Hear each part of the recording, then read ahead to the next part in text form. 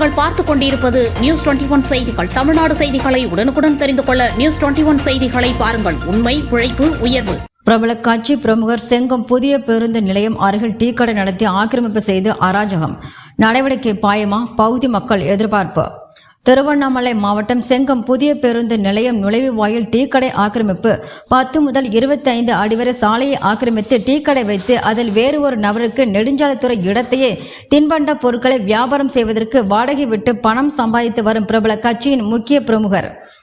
இந்த ஆக்கிரமிப்பாளர் பொதுமக்கள் ஏன் ஆக்கிரமிப்பு செய்து வழிப்பாதை இல்லாமல் ஆக்கிரமிப்பு செய்துள்ளீர்களே என்று கேட்டால், சாலையை ஆக்கிரமித்து இப்படித்தான் செய்வேன் என்று பிரபல கட்சியின் பலத்தை வைத்து அராஜக போக்கில் ஆக்கிரமிப்பு செய்து வருகிறார் என்று அப்பொது மக்களின் குமுறலாக உள்ளது.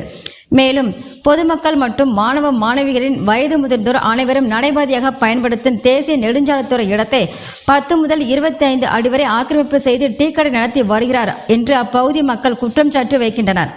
இதனால் பள்ளி செல்லும் மாணவ மாணவிகள், பொதுமக்கள், வயது முதிர்ந்தோர் அனைவரும் நடைபாதை பயன்படுத்தாமல் திணறி வருகின்றனர்.